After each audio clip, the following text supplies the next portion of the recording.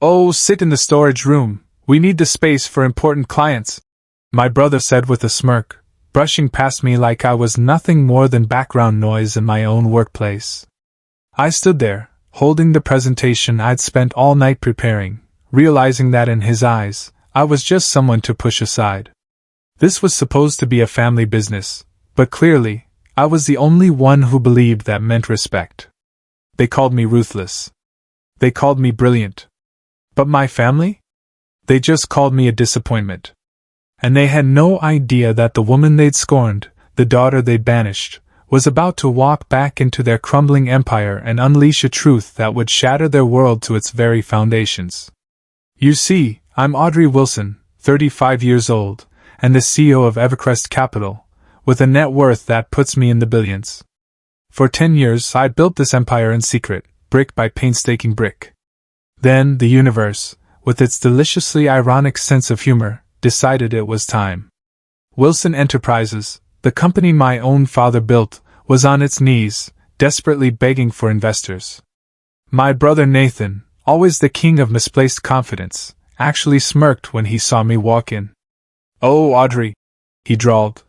"We need these seats for the real stakeholders." If only he knew what was coming. Before I tell you about the moment they discovered who I really was, pause right now, drop a comment letting me know where you're watching from, and hit that subscribe button if you're into stories about underestimated women who defy every damn expectation. Growing up in Connecticut, in the Wilson household, it was always clear who mattered. Nathan, the oldest, now 42, was Dad's golden boy. From the time he was a toddler, Dad would parade him through the office, beaming, introducing him as the future of Wilson Enterprises. My brother Kyle, 40, easily slid into a sales role, charming clients with his easy smile and golf prowess. Brandon, 37, was the quiet one, brilliant with computers and systems, but he just didn't have that aggressive, cutthroat confidence my father valued. And then there was me. I devoured everything about the business. At 8 years old, while my friends were watching cartoons, I was at the kitchen table, poring over Dad's financial statements. By 12, I was spotting inefficiencies in our supply chain that no one else had noticed. My father would pat my head, call me his smart cookie, and then, without fail, completely ignore my ideas. "Business isn't really for girls, princess," he'd tell me, his voice dismissive, when I was just 14 and had created a detailed, meticulously researched analysis of why we should expand into the healthcare sector. That same week, Nathan presented some half-baked idea about sports equipment manufacturing that ended up costing the company $2 million. "Dad?"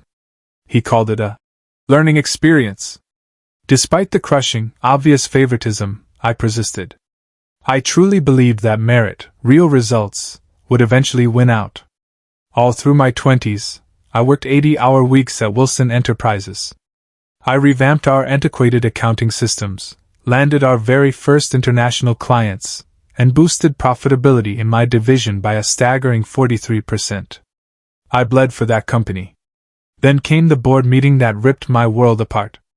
My father, turning 65, announced his succession plan. And despite all my accomplishments, despite my education, despite the undeniable numbers that screamed my divisions were outperforming everyone else's, he named Nathan as his successor. "Wilson Enterprises has always been led by a Wilson man," he mumbled afterward, refusing to meet my eyes. "That's just tradition, Audrey. You'll still have an important role." That important role turned out to be working under Nathan. He wasted no time. Every single one of my major clients reassigned to himself and Kyle. The final, brutal insult came when he moved me from my executive office, my legitimate office, with the window, to a converted supply closet. "Client-facing employees need the window offices," he said, like it was the most obvious thing in the world. I resigned the next day. No dramatic showdown. No tearful goodbyes. I just placed my resignation letter silently on my father's desk before he arrived and walked out. The only person who even tried to stop me was Melissa, Nathan's secretary, who had always been surprisingly kind. "They don't deserve you," she whispered, her eyes full of pity, as I carried my small box of personal items to my car. But they'll regret this someday. I didn't look back. Instead, I used every cent of my savings and a small inheritance from my mother to start over. I even reverted to her maiden name, Hayes, partly to avoid the nepotism whispers that had plagued me in business school, but mostly to ensure that my success, or my failure, would be entirely my own. Evercrest Capital began in a shoebox of an office, just me and two hungry recent graduates who believed in my wild vision. We specialized in identifying struggling, fundamentally sound manufacturing businesses, pumping in capital, and turning them around. Within 5 years, we were managing a portfolio worth over $500 million. By year 8, we'd crossed the billion-dollar threshold and moved into our sleek, glass and steel headquarters in Manhattan. All the while, I kept a strict policy: no one in my family was to know. My executive team understood that any mention of Evercrest to the Wilsons meant immediate termination. I wasn't hiding out of shame. I was building something undeniable, something that couldn't be dismissed as luck or nepotism.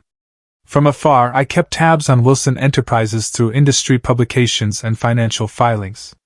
After a strong start, riding the momentum of the initiatives I had put in motion, the company began a steady, agonizing decline. Bad investments. Lost clients. Outdated technology. All the classic symptoms of leadership more concerned with appearances than fundamentals. Then, 3 weeks ago, I got the call. My father had suffered a heart attack.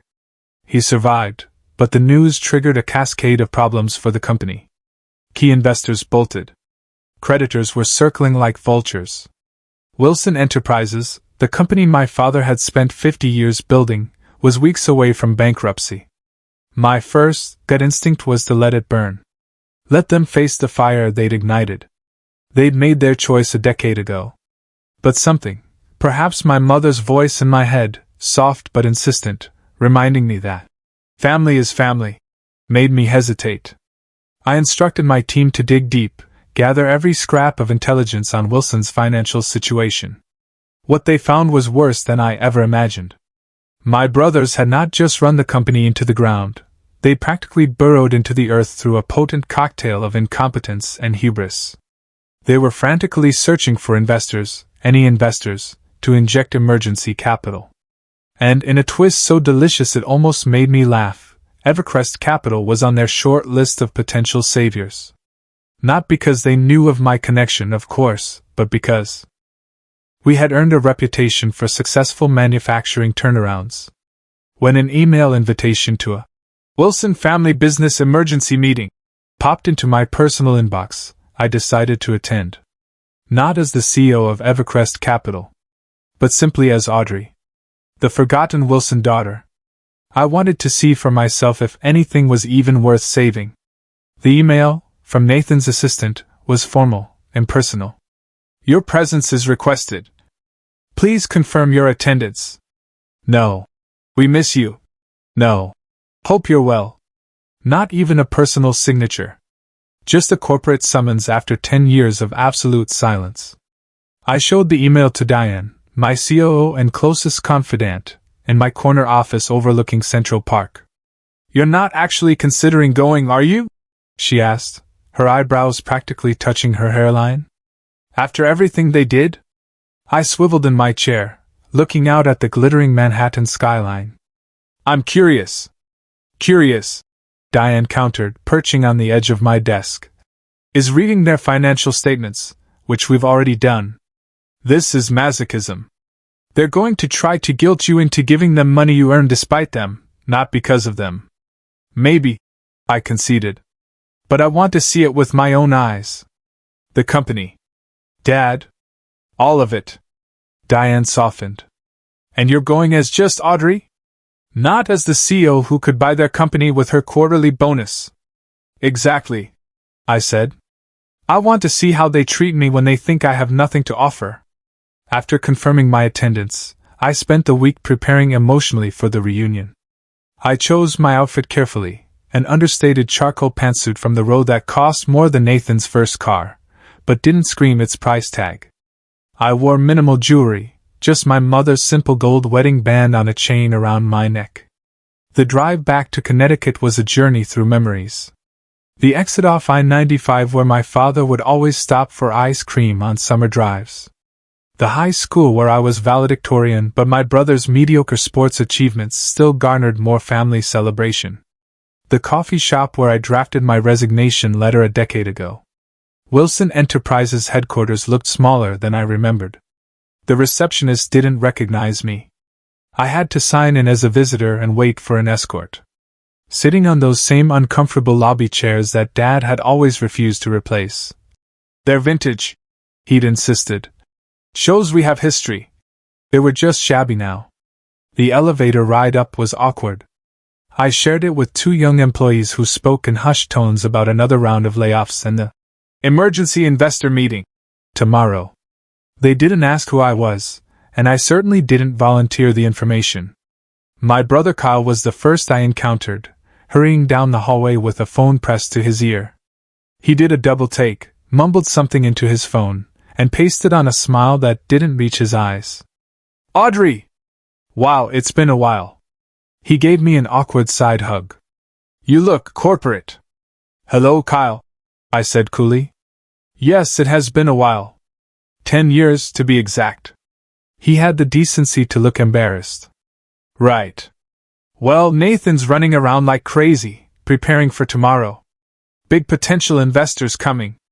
Could save the whole business." He checked his watch. "Speaking of which, don't let me keep you." Brandon was next, emerging from what used to be the IT department. He'd aged more than I expected, premature gray streaking his temples. Unlike Kyle, he seemed genuinely pleased to see me. "Audrey!" He gave me a real hug. "I can't believe you came. It's really good to see you." "Thanks, Brandon. How have you been?" His smile faltered. "Oh, you know. Busy trying to keep our systems from falling apart while the budget keeps shrinking." He lowered his voice. "It's bad, AUD, worse than they're admitting." Before he could elaborate, Nathan's voice boomed down the hallway. Well. Little sis has decided to grace us with her presence." Nathan had gained weight, his once athletic frame now soft around the middle. He'd lost some hair, too, though he'd attempted to hide it with an unfortunate comb-over. The tailoring of his suit suggested he still thought he wore the same size as a decade ago. "Hey, little sis," he said. "So I gathered," I replied. "What's the situation?" Nathan waved dismissively. "Nothing for you to worry about. Just a temporary cash flow issue. Once we secure this new round of funding, everything will be back on track." I could smell the whiskey on his breath at 11 a.m. Some things, it seemed, never changed.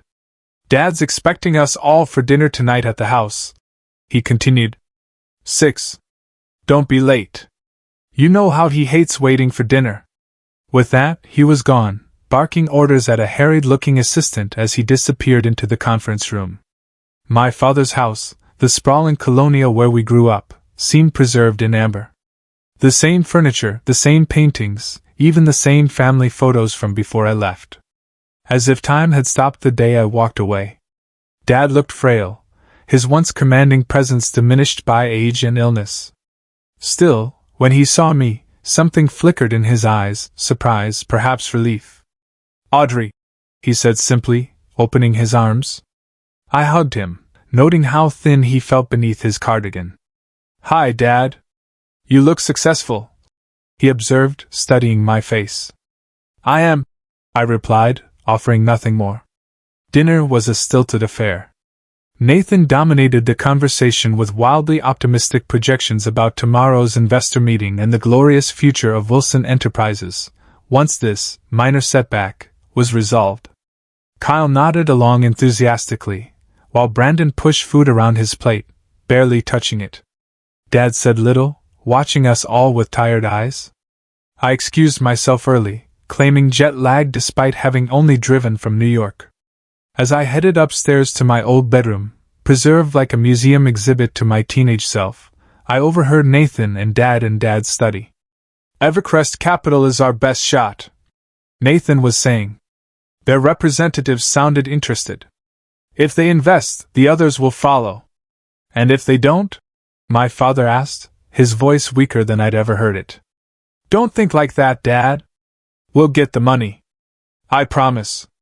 I paused outside the doorway, tempted to reveal myself then and there. Instead, I continued to my room, sitting on the edge of my childhood bed and contemplating my next move. Later that night, unable to sleep, I wandered downstairs for water and found my brothers in an impromptu strategy session in the kitchen. They fell silent when I entered. Don't stop on my account, I said, filling a glass from the tap. Just business stuff, Kyle said quickly. Nothing that would interest you. I smiled tightly. You'd be surprised what interests me these days. After I left, I lingered in the hallway, listening.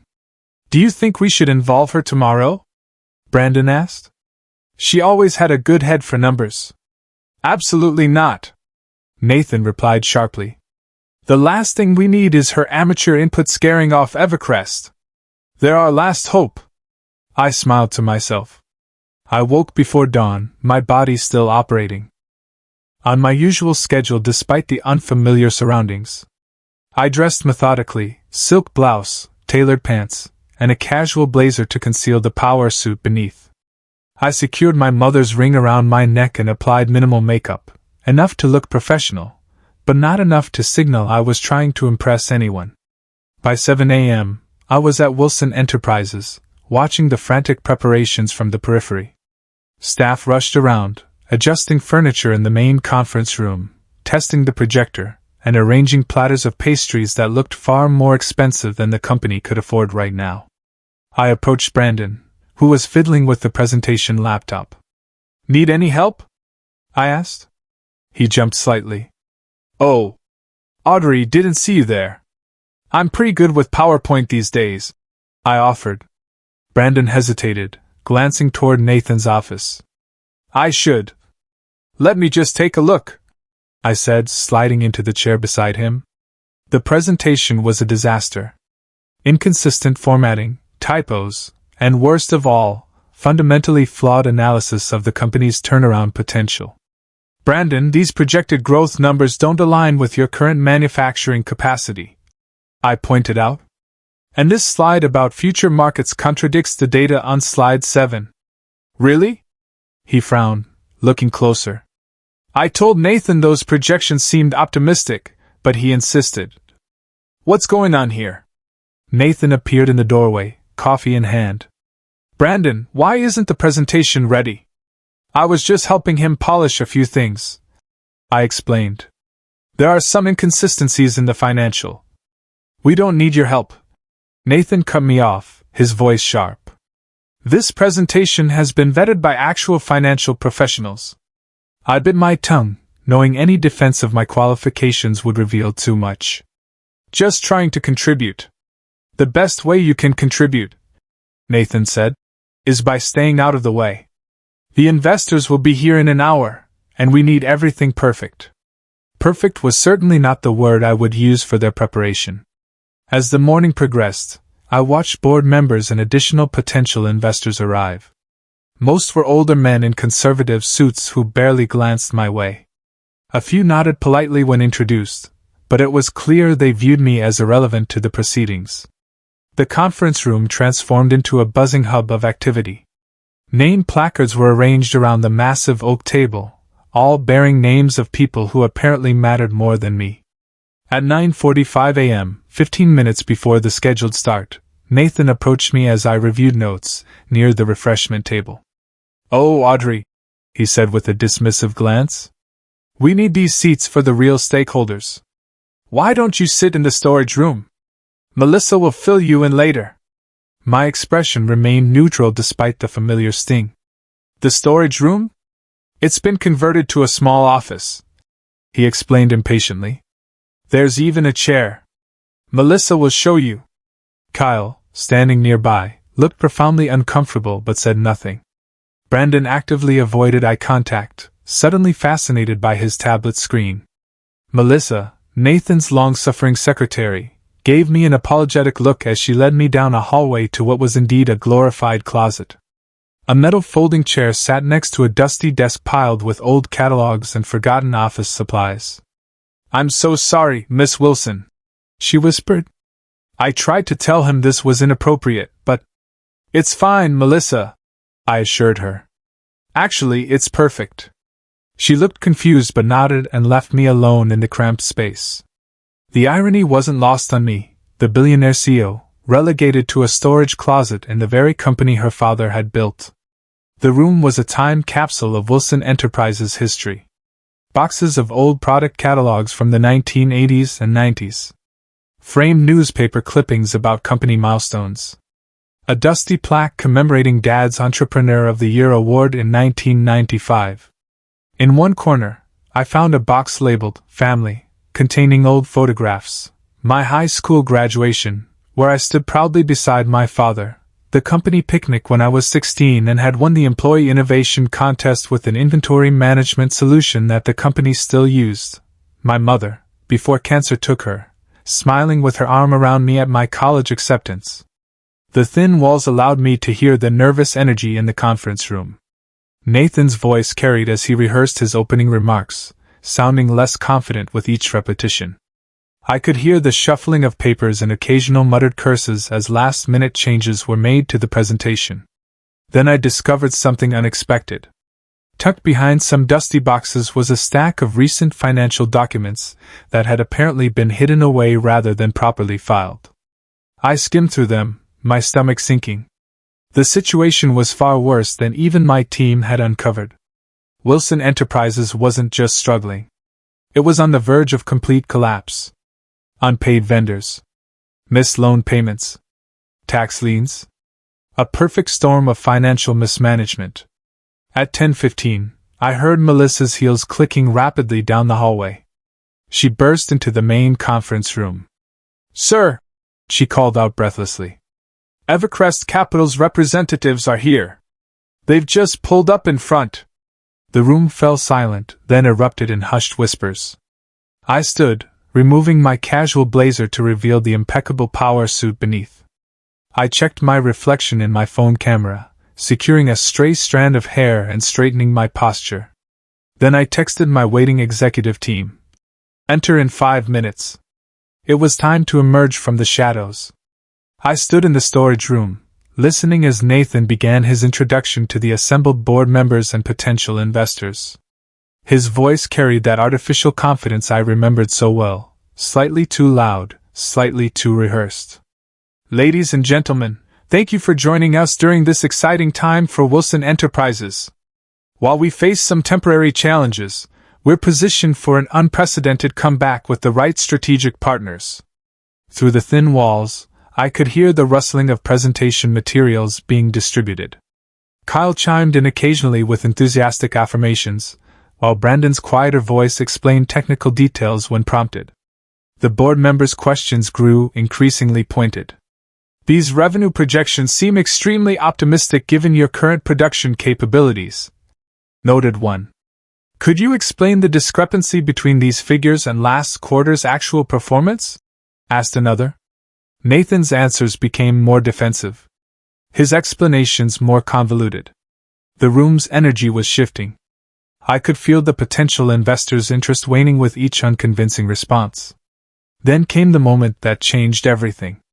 The door to the conference room burst open. I heard Melissa's breathless voice. "Sir! Evercrest Capital CEO is here!" An expectant hush fell over the room. I imagined them all turning toward the main entrance, waiting for the arrival of the financial savior. They'd pinned their hopes on.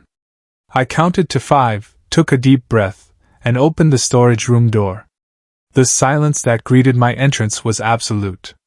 20 faces turned to me in confusion. Then shock, as understanding slowly dawned. Nathan stood frozen mid-gesture at the head of the table, presentation remote dangling from his hand. "Sorry I'm late," I said calmly, walking to the empty chair at the opposite end of the table. "I was reviewing some interesting financial documents in the storage room where I was asked to wait." Nathan recovered first, his face contorting in confusion. "Audrey, what are you doing?" "We're in the middle of an important meeting. We're waiting for Hayes from Evercrest Capital." I smiled, placing my business card on the table and sliding it toward the center. "That would be me." Audrey Hayes. I reverted to my mother's maiden name when I started my company. One of the board members, Mr. Fitzgerald, who had been with the company since my father's early days, picked up my card. His eyes widened as he read it. Audrey Wilson is Audrey Hayes? The Audrey Hayes, CEO of Evercrest Capital? I nodded, removing my company ID from my pocket and placing it beside the card. The very same. The room erupted. Kyle's mouth literally hung open. Brandon stared at me with a mixture of shock and was that admiration? The board members whispered urgently to one another, some looking impressed, others concerned. Nathan's face had drained of color. This is some kind of joke, he stammered. You can't be. I assure you, it's not a joke, I replied evenly. Evercrest Capital manages assets of over $3.2 billion. We specialize in manufacturing turnarounds, particularly family businesses facing succession challenges. I paused. Sound familiar? But you've been, working as a secretary somewhere all these years? Nathan sputtered. How could you possibly? After I left Wilson Enterprises, I interrupted. I founded Evercrest with my savings and a small inheritance from Mom. We've grown exponentially year over year for the past decade. Forbes featured me last month, actually.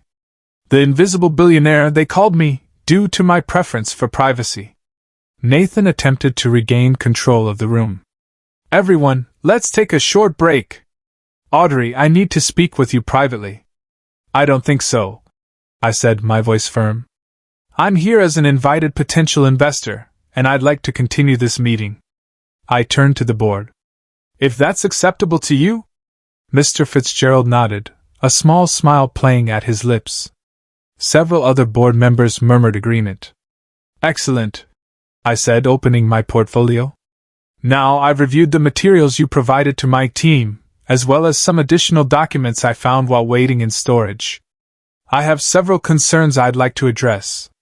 For the next 30 minutes, I methodically dissected the company's financial situation, pointing out the mismanagement, poor strategic decisions, and accounting irregularities that had brought Wilson Enterprises to the brink of bankruptcy.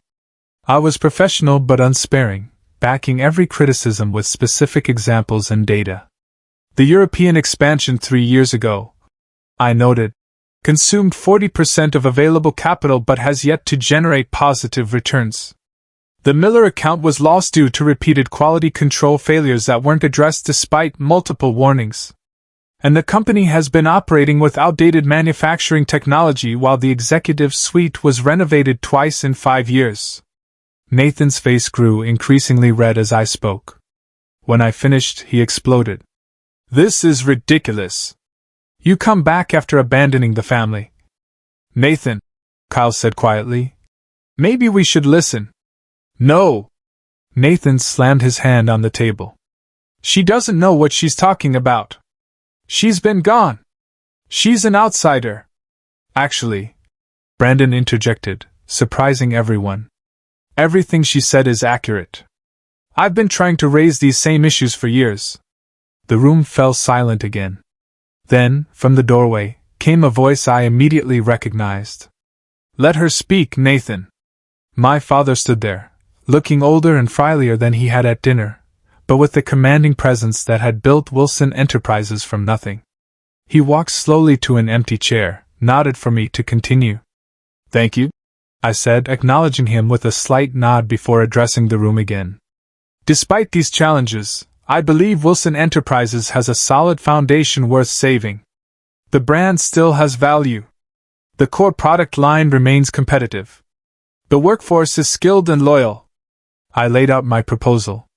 Evercrest would provide emergency capital in exchange for a controlling interest.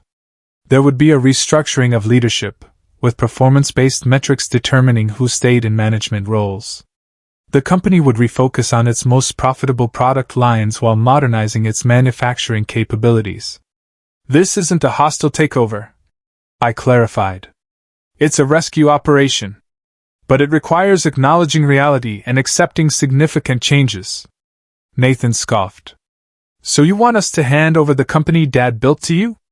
After you walked away? I didn't walk away, Nathan, I said, meeting his gaze steadily. I was pushed out.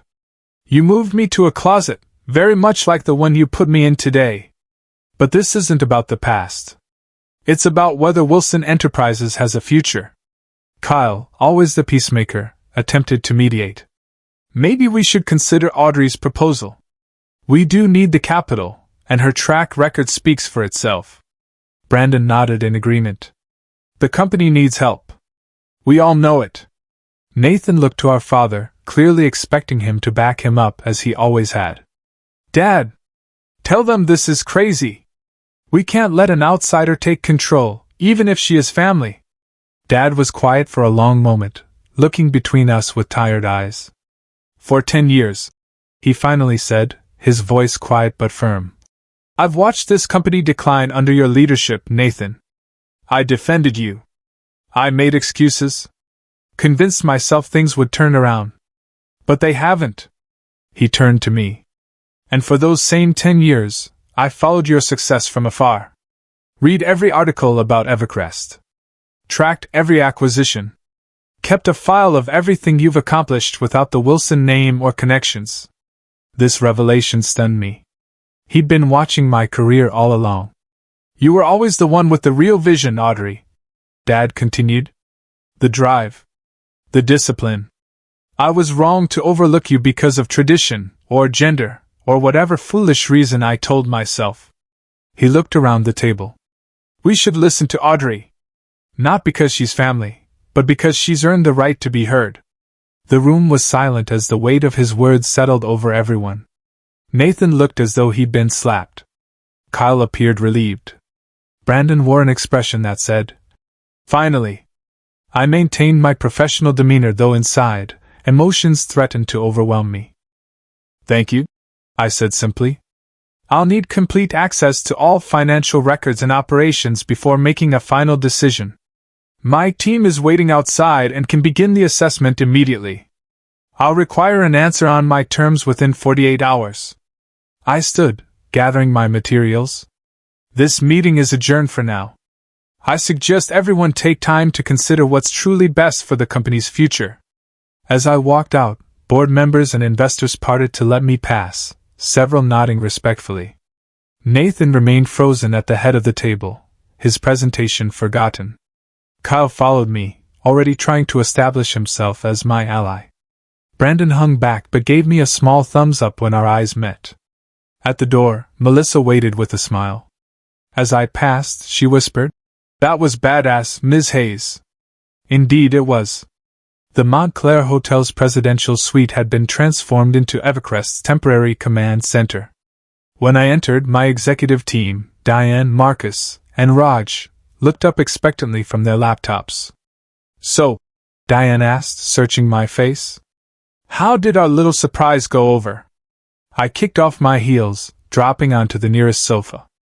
About as well as you'd expect when you reveal to your estranged family that you're secretly a billionaire who could buy their failing company with pocket change. That good? Marcus grinned. Nathan looked like he was having a stroke, I admitted, feeling a mixture of vindication and unexpected guilt. Dad actually defended me. Said he'd been following my career all along. Seriously? Diane raised an eyebrow. The same dad who passed you over for being female? I shrugged, the emotional complexity of the day finally hitting me. People are complicated. Once my team dispersed to begin their preliminary assessment, I allowed myself a moment alone. 10 years of proving myself, of building something from nothing, had culminated in today's revelation. The victory should have felt sweeter than it did. My phone began lighting up with notifications. Nathan had tried calling 3 times. Kyle had sent a rambling, sycophantic text about always believing in me, and being excited about our new partnership. Brandon's message was simpler. I'm sorry. You were always the smartest one. Let me know how I can help. Dad hadn't reached out. I ignored them all, staring out at the Connecticut skyline I'd left behind a decade ago. The satisfaction I'd anticipated felt hollow in my chest, mixed with complicated grief for what might have been if things had been different. Diane found me there an hour later, still contemplating the view. "The preliminary numbers are even worse than we thought," she reported. "They've been cooking the books for at least 2 years. Classic case of hiding declining revenue with creative accounting." "Could criminal charges be involved?" I asked. "Possibly. It's more incompetence than malice from what I can tell, but the SEC might see it differently." I nodded, still distracted. "What would you do, Diane, as a purely business decision?" She considered the question carefully. "Objectively? I'd walk away. There are better investment opportunities with less emotional complication. The Wilson name isn't worth what it once was. But objectively, it's your family, Audrey." She sat beside me. "But that doesn't mean you owe them salvation. There's a difference between forgiveness and setting yourself on fire to keep others warm." A knock at the door interrupted us. The hotel staff announced a visitor, Samuel Wilson. Dad looked even more fragile in the elegant hotel surroundings than he had in the boardroom. He stood awkwardly in the entryway, declining a seat when offered. "I won't stay long," he said. "I just needed to speak with you privately." Diane excused herself, leaving us alone. "Impressive operation you've built," Dad observed, gesturing to the laptops and documents spread across the suite. "Thank you." An uncomfortable silence stretched between us. "I'm sorry, Audrey," he finally said. "For 10 years ago. For all of it." I'd imagined this moment countless times, rehearsed what I would say, the accusations I would level. Now, faced with his genuine contrition, those prepared speeches evaporated. "Why?" I asked simply.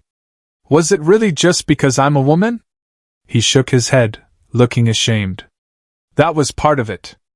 Outdated thinking I was raised with. But mostly it was fear. You are so much more capable than your brothers. So much more like me than any of them. I was afraid you'd build something better than I had. Make my legacy seem small in comparison." He gave a sad laugh. "And then you went and did exactly that anyway." "I didn't do it to spite you," I said quietly. "I know. You did it because it's who you are. A builder. A visionary." He met my eyes directly. "Like I used to be. Before I got caught up in preserving rather than growing." Another silence fell between us. "There's something else," he said finally. "Something the boys don't know yet. My health situation is more serious than I've let on. The heart attack revealed advanced coronary disease. The doctors give me a year. Maybe 2. With aggressive treatment." The news hit me harder than expected. Despite everything, he was still my father. "I'm sorry," I said, meaning it. "I don't tell you this for sympathy," he clarified. "But because I need you to understand what I'm asking. Wilson Enterprises isn't just a company to me. It's my life's work. The thought of it disappearing, of nothing remaining to show for 50 years of building." He trailed off, emotion catching in his throat. "You want me to save it?" I finished for him. "I want you to consider saving it," he corrected. "Not for Nathan or Kyle or even me. But as a legacy worth preserving, flawed though it may be." After he left, I sat alone for a long time, conflicting emotions warring within me. The professionally detached CEO in me said to walk away. Wilson Enterprises was a risky investment at best. The wounded daughter wanted nothing more than to reject their desperate need, to let them face the consequences of pushing me away. But another voice whispered insistently. My mother's. She had always been the compassionate counterbalance to Dad's ruthless pragmatism. "Family is family," she would say, "even when they disappoint you." I called my therapist, Dr. Levine, for an emergency session. We'd worked together for years, processing the complex grief and anger I carried from my family relationships. "It sounds like you're at a crossroads," she observed after I explained the situation, both professionally and personally. "I built Evercrest to prove them wrong," I admitted. "To show my father he made a mistake choosing Nathan over me. Now that I've done that, what's left? Perhaps the more important question is, what do you want?" The question lingered with me as I directed my team to conduct a thorough, forensic analysis of Wilson Enterprises' financials. They worked through the night, accessing systems with passwords Brandon quietly provided, uncovering the full extent of the company's troubles. By morning, I had the complete picture, and it wasn't pretty. Years of mismanagement had left the once thriving company on life support. Multiple divisions were hemorrhaging money. Client relationships had deteriorated. Talented employees had fled for competitors. Yet, beneath the dysfunction, I could still see the bones of something worth saving. The core manufacturing technology remained sound. Several product lines continued to perform well despite neglect. Most importantly, many loyal employees had stayed, keeping things running through sheer determination. After 48 sleepless hours, I made my decision. I would help save Wilson Enterprises. But on my terms, with clear boundaries between family and business.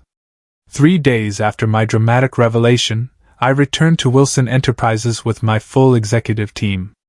We arrived precisely at 9 a.m., striding through the lobby like a tactical unit. The employees whispered as we passed, word of my true identity having spread throughout the company. The boardroom had been prepared for our arrival: fresh flowers, premium coffee service, presentation materials meticulously arranged. Nathan stood stiffly near the head of the table, clearly uncertain of his role in this new paradigm. Kyle hovered nearby, smiling too broadly. Brandon waited quietly by the projection equipment, looking more at ease than I'd seen him in years. The board members filed in, followed by my father, who took a seat to the side, present but deliberately not at the head of the table. "Good morning," I began once everyone was seated. "Thank you for agreeing to this meeting on such short notice. My team has completed our preliminary assessment of Wilson Enterprises